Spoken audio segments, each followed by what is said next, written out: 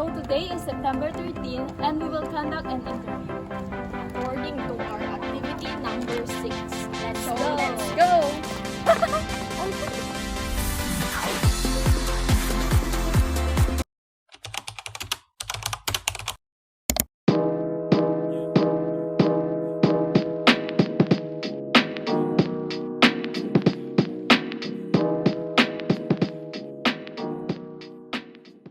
Good morning, sir. We are from Pangasinan State University Bayambang Campus and we are conducting an interview with you. Recently, for the past school year, I have been the Pambansang Palaro ko, dance sport, Region 1 dance sport coach, and I am a dance constructor and teacher, demonstration teacher, and validator.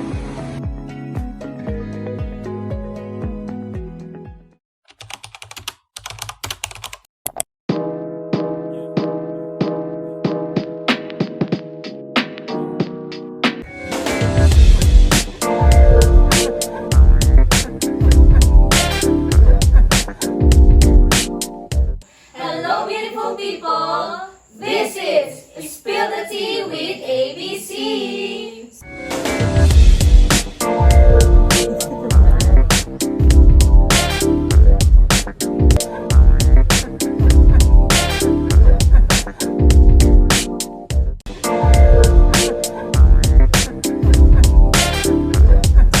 why ABC? Basically, yun yung first letter ng mga pangalan namin. Hi, I'm Aubrey. Me, Aaron. Yo, I'm Bon Mark. Camila! And I am Carmela. And this is Spill the Tea with ABC!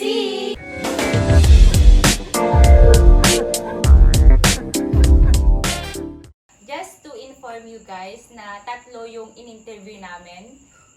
Dalawa doon is from San Pedro Parlado National High School and isa doon is from Basista National High School. So guys, share naman natin sa kanila experience natin nung nag-conduct tayo ng interview.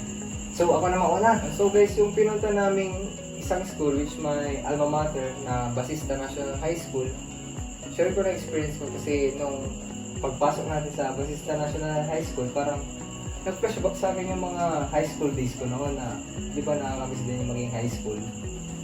Tapos pagpasok natin sa mga department, nakilala pa ko ng isa kong teacher na parang nagulat siya na, uy, si Aaron pala to. Na nagulat, kasi nga education yung ginawa ko na hindi niya alam.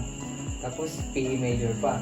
Tapos pagdating naman natin dun sa pag-interview kay Sir Butch Cabiab, parang nagulat din ako na yung sa mga sagot niya na nakaka-motivate. Kasi nung time namin sa high school sa kanya, halos mostly biro yung mga sinasabi niya lagi, pagpapatawa. Tapos yung about din sa mga answer niya, nakaka-motivate talaga. Tapos meron din akong naalala nung pumunta tayo sa principal office nung sa Basista. Tapos may lumabas na isang teacher. Tapos nakipag-chit-chat tayo, di ba? Tapos at the end of our conversation, binigyan na tayo ng mga tips and motivations, and yung tumatak sa akin dun is yung sinabi niya na, kaya niyo yan, sabi niya. Ay, totoo yan. Kasi kahit na hindi tayo kilala nung teacher na yon, andun pa rin yung care and yung words of wisdom niya is nakaka-inspire and nakaka-motivate. Oo, totoo yun. At saka yung pagiging hospitable nila kasi true teacher tsaka yung principal parang hindi nila tayo pinabayaan, ganun inasikaso tayo at binigyan ng time para sa interview natin na kinakandak. Yung sa experience ko naman is, syempre, di ba, galing pa tayong Bayambang, so nag-commute ako. Ang mahal-mahal ng pamasahe. Pero pagdating ko dun sa school na pinag-interviewhan natin, napawi yung yung pagod at saka yung gastos kasi napaka-approachable nila. Ay, oo, kasi di ba bago tayo pumasok, yung mga student talagang welcome nila tayo na, good afternoon sir, parang naka-inspire talaga na maging isang future teacher.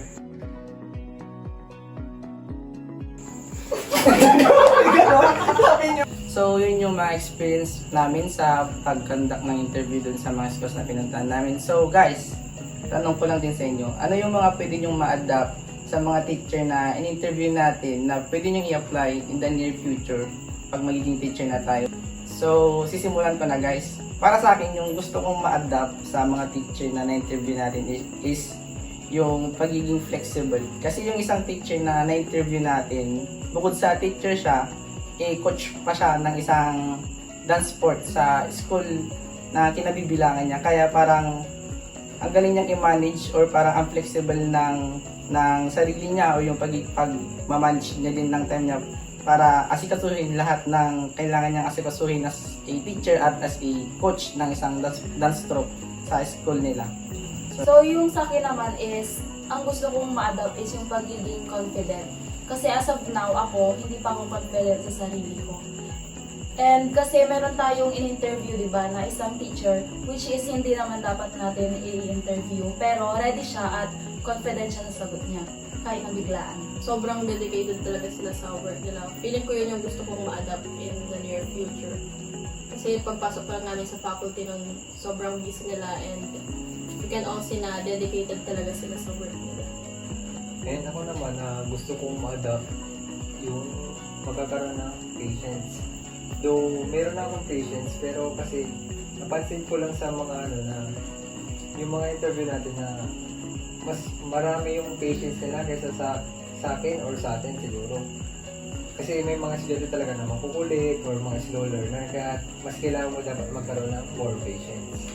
So, sa akin naman is on how they manage their time.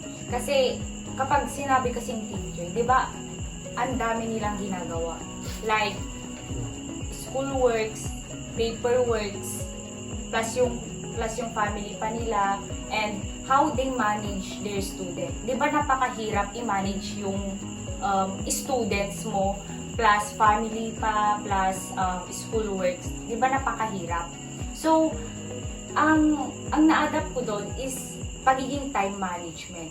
Kasi kung meron kang time management, lahat ng gagawin mo is mamamanage mo talaga and ma-handle mo sila ng mabuti.